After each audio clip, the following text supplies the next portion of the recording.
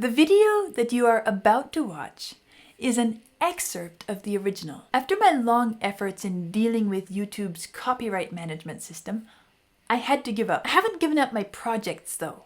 And while we cannot publish the entire video here due to the imminent danger of having the channel closed down, you can still enjoy excerpts which we've carefully chosen in order to make this video meaningful, fun, and educational. If you want to watch the complete video, including the sound of the music from the original recording, as well as special edition videos which will never be published here on YouTube due to the same copyright issues, and the Beatles 150 series, as well as other series and courses, you're welcome to visit my Ko-fi or Patreon page. I hope you enjoy this video.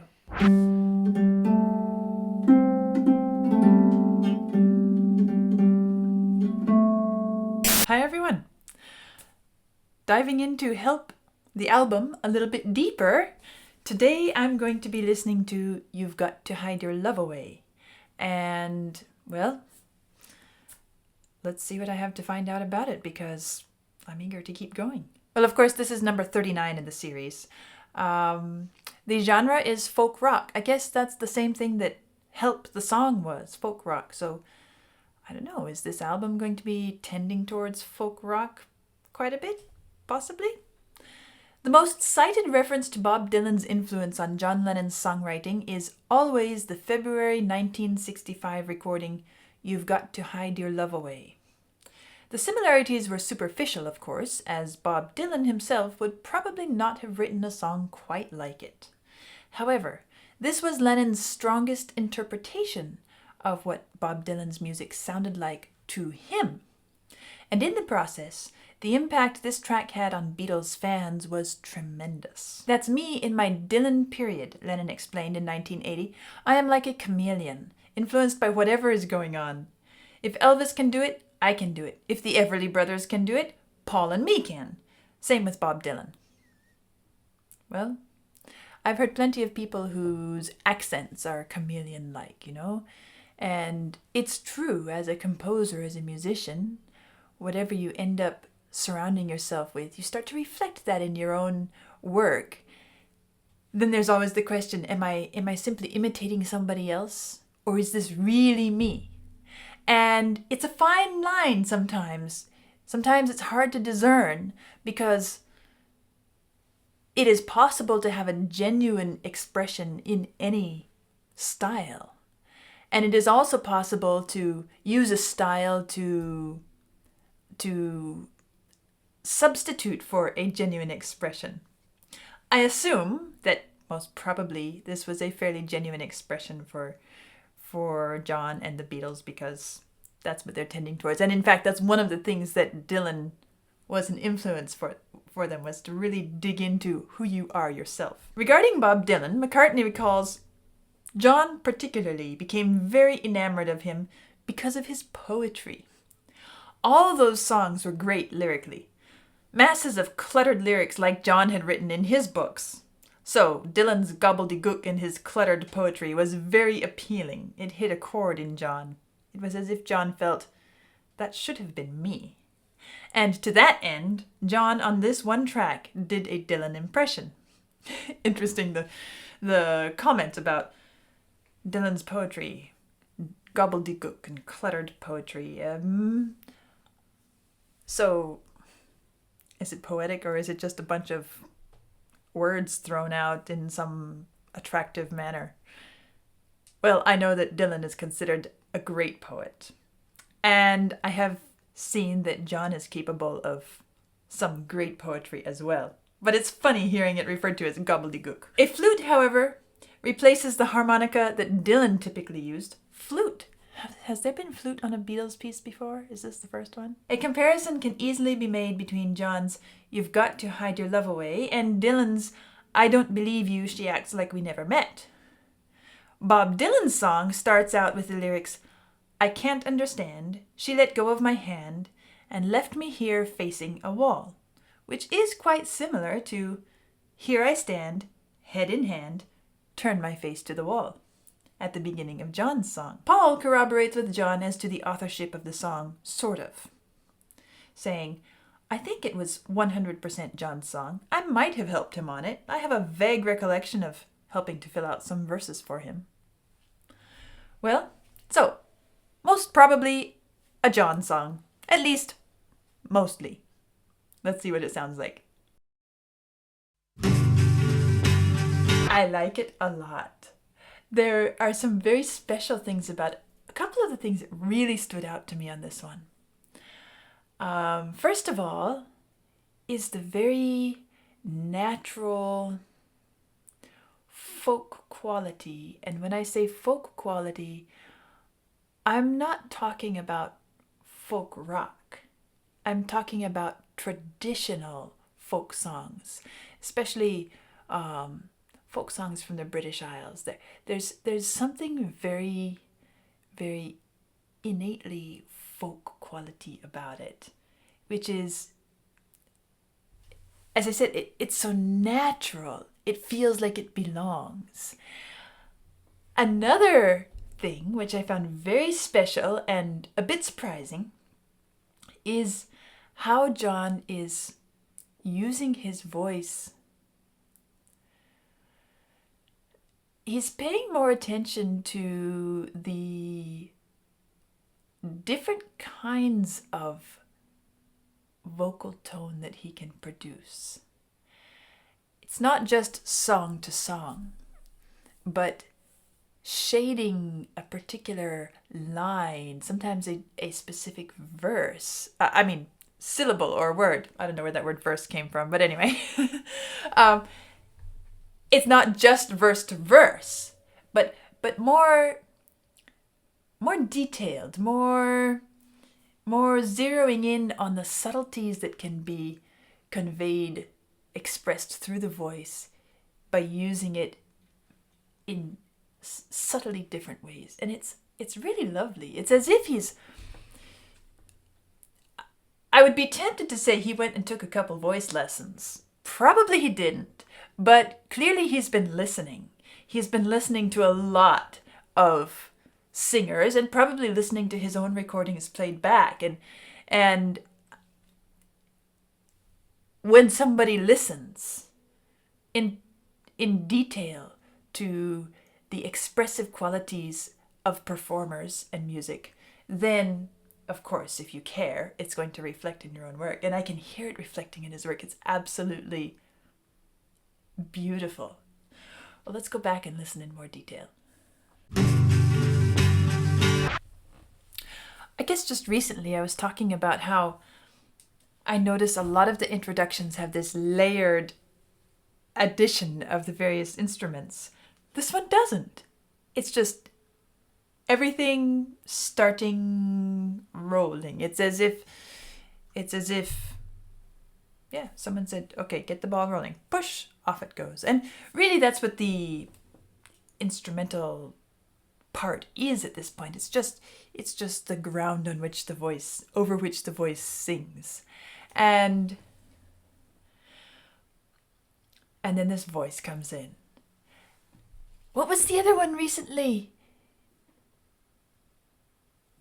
I guess it was one of the last ones on the previous album where John's voice sounded kind of softer, and I commented on it. I said either he's hoarse or he's really focusing on a different vocal quality. I don't remember which one it was. Anyway, here we have that same soft sound to his voice when it enters. And the melody is so conservative, reserved, subdued. I noticed that, well, we're in the key of G. Ignore my key signature, it doesn't mean anything here. We're in the key of G. And we start on a G, we go up to the fourth step of the scale, and then we come right back down. Da da da ba da da. So we're basically just working in a 4-note range for quite a long time because the same little figure repeats. Listen to how he's singing that. Here I stand, head in hand. He's shaping it in a way that he doesn't always do, or he hasn't always done. Sometimes it's just been, him singing his unique voice. But this is more like he's paying attention to what can he do with his voice to shape and send the music somewhere. And it's a nice one to really do this with, because there's not a whole lot else happening. And when it says feeling 2 foot small, it's as if we're shrinking in size and getting even smaller. Another comment about this sonic quality, the sonic qualities of this piece of music. It's not just his voice. It's as if the instruments themselves have kind of taken the same turn in tone. They have a very rich, warm, deep quality, but at the same time it's very gentle and subdued. That's why I use the word the ground that the song is on, because that the voice sings over, because it really has this sense of being deep, low, subtle. It's very beautiful though. It's a bit like an impressionist style painting. You have all those lovely colors that kind of just wash together. There are textures and but no real hard lines. And suddenly his voice changes. It becomes brighter, stronger, harder, more focused. And that's what lets me know that in this case, the other song that I listened to, I remember I said, is he hoarse? Because he was singing like that all the way through. This one lets me know he is not hoarse. He is deliberately doing this. He is choosing how his voice should sound for different parts, for musical purpose, for expressive reasons. And so when I hear, here I stand, head in hand, turn my face to the wall, and I hear it in that softer, mellower voice, I begin to think, okay, he's conveying his inner feeling of just bewilderment. He's lost all his drive, all his motivation. He's just like, what is this? There's something. He doesn't give a mournful voice, but there's something incredibly deeply sad in the picture, the story that is developing. And then when the next verse comes in, everywhere people stare each and every day. Why is he giving that kind of focus and point and power? Well, to me, it feels as if he is now letting his voice tell us how it feels to have the eyes turned towards him. As if they're invading his space. They're hard. They don't have the same emotional state that he has. And so it feels too much. It's too much. They're staring at him. I can hear them laugh at me, and I hear them say. And so what he's done is he's contrasted both his inner state and his perception of the world outside of him by using these two different voices. And first of all, his voice sounds good either way. Second of all, more importantly, this is adding a level of expressive sophistication to the song and the message that's being conveyed. I mentioned the story. Well, we'll get to the story in a few minutes, because let's keep going here. I need to pay attention to the lyrics a bit more. step, each and then as we hear say, we hear the bass boom, boom, bum, bum, bum, bum, bum, walking down, down, down, down, down. So we end up with this in the verse, which we've heard twice through now. Okay. Yes, I'll admit it does go below the G. So what I'm saying should be taken with a grain of salt. But perception-wise, we feel as if the music is just limited to the range of a fourth.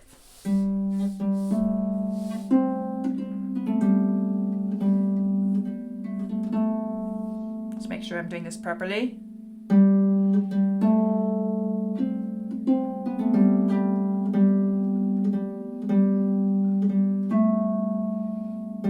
And here's note number 5, right? So it's true that we're working in the range of a fifth, but for what I'm saying about how we feel the music, the harmonies, we could actually, if we didn't have that note dropping down, we could just leave it there or return to that note. So it really feels like it's in the range of a fourth here. Very, very limited, conservative pitch use for an entire 2 verses. That's all we hear. And the simple harmonies behind it. I'm noticing something else too. And that is that, and maybe this is one of the reasons it's called folk rock, because this is one of the songs in which the Beatles really don't do any grand explorations of harmonic chordal stuff. You've got the G chord, that's 1. We have D chord, that's 5. We have the F chord, okay, that's the flat 7, but I wouldn't call that new or anything at this point, because I've noticed that they use this flat 7 a lot. And then we're back to the C chord, which is 4. That's pretty much all that's being used. 4 chords, that's it. Kind of a very traditional folk song plus the flat 7, which adds a bit of a blues influence, and that's it. It's just all we've got. So we have a very simple harmonic bass structure, and then we have this very limited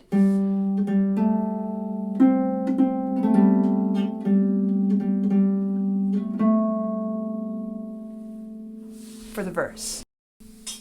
Isn't it incredible the amount of emotional expression that can be conveyed with just those limited means? It's absolutely beautiful. Let's keep going and listen to a bit more.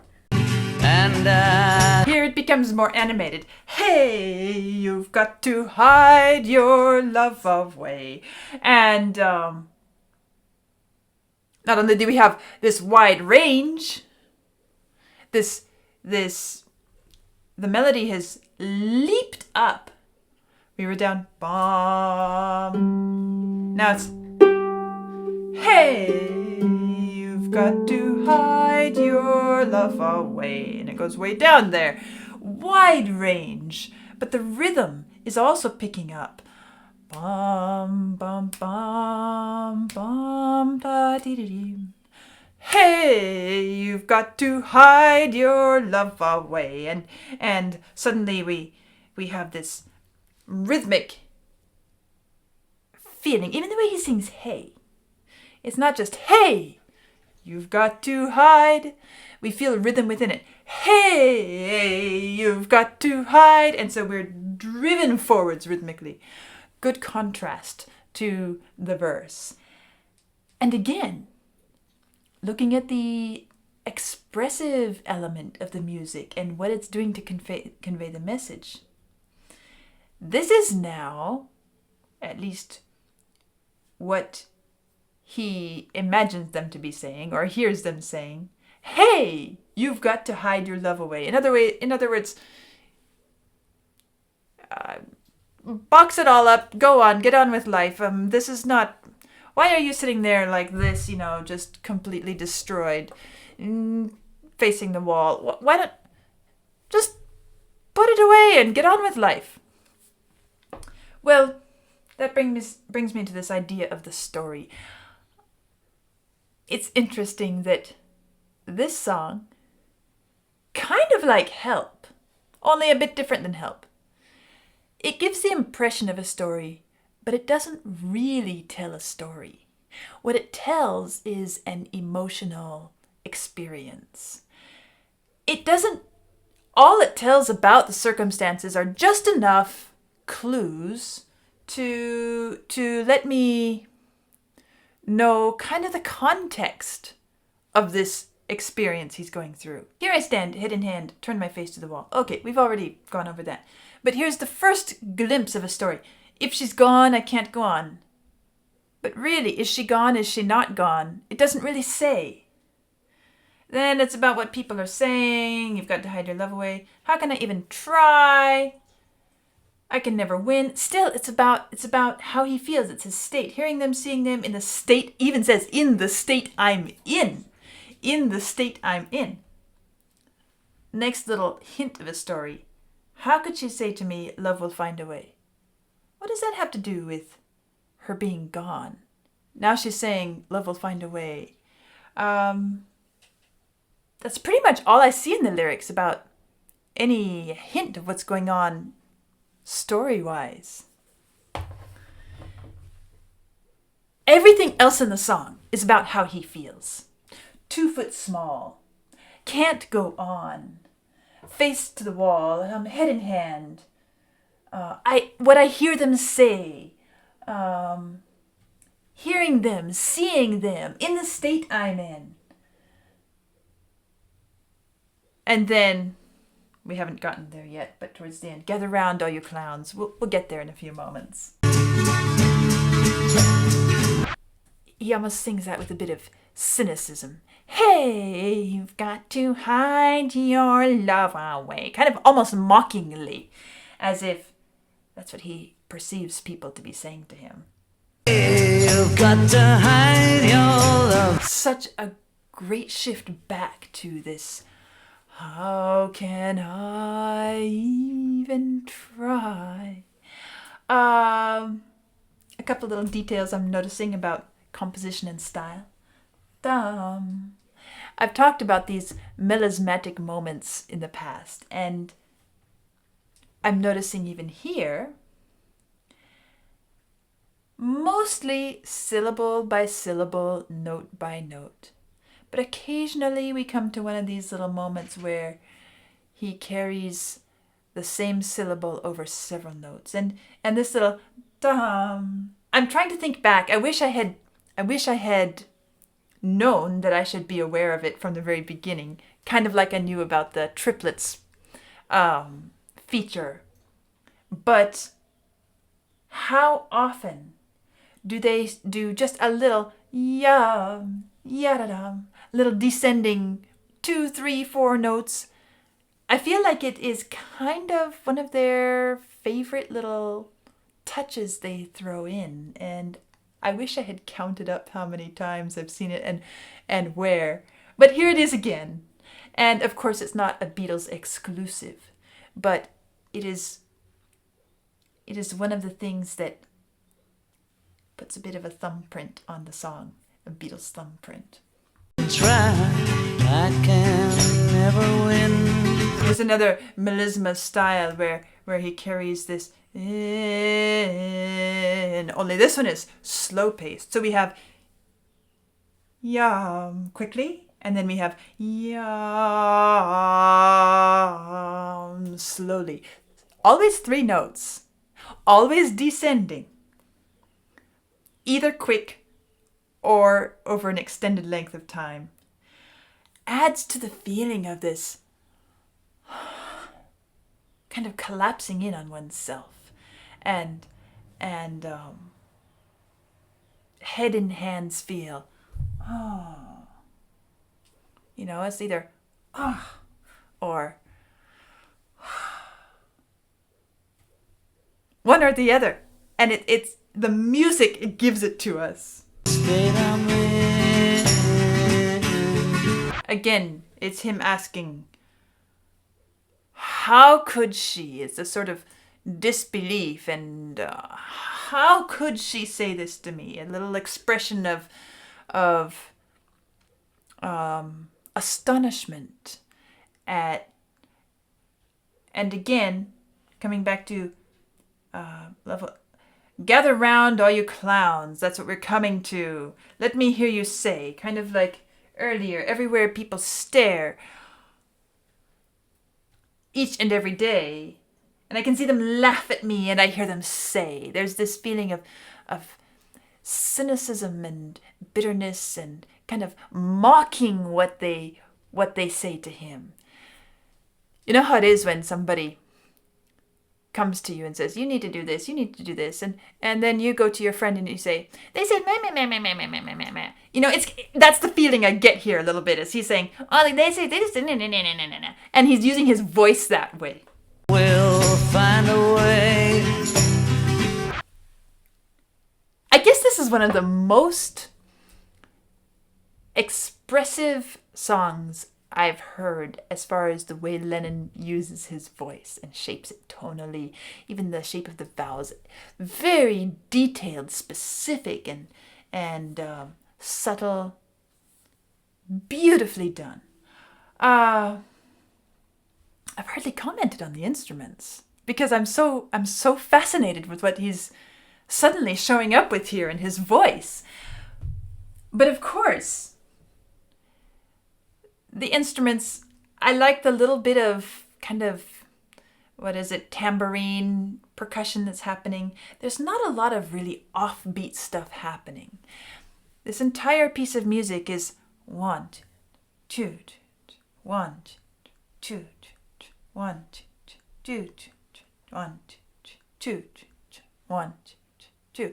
And we're sitting on the ones and on the twos. Kind of a triplet feel to it, isn't it? 1, 10, 2, triple it. So it has this sort of pastoral type feel. Again, one of the things that makes me think of it as in a folk style.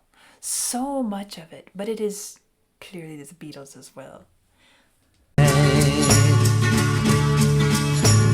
These flutes. This is not your typical flute, not the silvery little flute that you see playing in an orchestra or marching band, whatever. It's a lower flute. I don't know, there are even a couple there. I don't know if it's an alto flute or something, but it gives, I guess I mentioned impressionist style a little bit ago, and you hear these flutes fairly often in Ravel and Debussy's musical output. So the first time a flute shows up here, they don't even pick an ordinary flute. How did they know what to... I'm curious. Does anybody know? Who decided which instrument to bring in? Who decided... Who knew where to go get them? And... Okay, we want a flute? Who decided to go for this kind of flute as opposed to something else? I'm curious. Vlad is whispering in the back, George Martin. If anybody has any other information, feel free to enlighten me. Because I somehow don't believe that the Beatles were so well versed in the specific varieties of instruments to say, oh, we want an alto flute on this track for the first time we use a flute ever.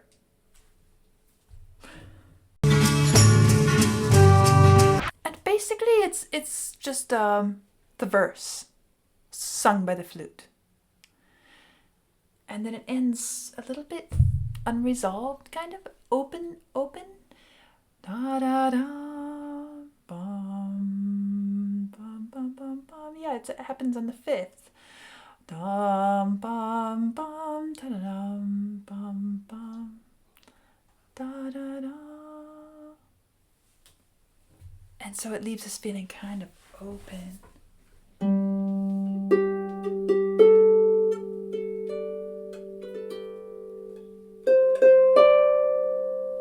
can still play the one chord there, but it leaves it feeling more unconfirmed, unresolved, and undecided. We're left with him still feeling this way, basically. Well, this is one that I guess I want to try it out on the piano. I feel like it will suit the piano, or the piano will suit it well enough that it can be enjoyable to try out. And so let's just go over there and see what we find out. So, of course, this that I'm turning to here is the piano arrangement from the book that Vlad got me, and he's copied it here just in case I wanted it. Sure enough, I do want it. Remember that this is an arrangement for piano. So, in fact, it's even in a different key. We're now in the key of F, as opposed to G. Now we're in F, and I'm just going to play through and see what they've done. Maybe I'll even tweak a few things as I go, but I won't go too far afield since I've just heard the song for the first time. So this is the intro they give me.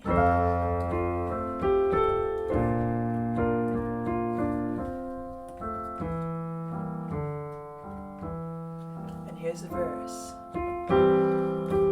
Here's the flat 7.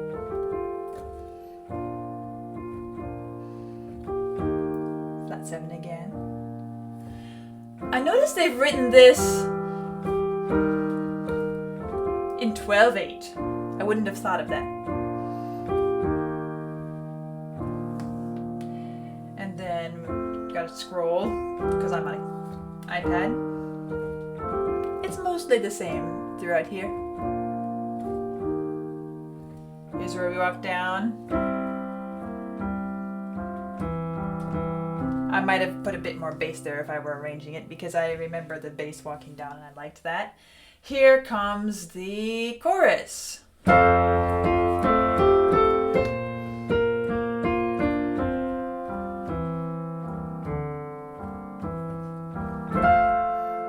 I think it needs a bit more bass there.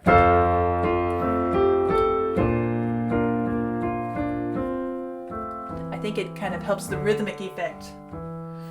And then we're back to this up here. It's really nice. I like it. I think I would tweak a bit on this arrangement. My comment about the 12/8. Why would I have not thought of 12/8? I would have thought of 6/8. 1, 2, 3, 4, 5, 6. Because I hear it when I listen to the recording. 1, 2, 2. Let's see. 1, 2, 1, 2, 1, 2, 1, 2. That's how I hear it. Now, of course, they didn't write this music down. They played it. And so those of us who read music, discuss music in a theoretical manner, we can sit and debate endlessly. Somebody could even argue it's in 3/4. Okay, it's not worth an argument. But it's interesting to notice, how do you feel the pulse? Do you hear? Do you feel? 1, 2, 3. More of a 1, 2, 3 like that? Or do you feel 1, 2, 1, 2? Or like this, like they wrote this, do you feel 1, 2, 3, 4, 1, 2, 3, 4? If we exaggerate each characteristic of timing, you can start to think, oh, if it goes that way, it would feel a bit like this. If it goes that way more, it would feel like this. And it's kind of a curious thing to play around with. Well, a lovely piece. I guess I'm really enjoying this album. Probably you all knew that long before I got here, but we'll see what comes next. I'll see you soon.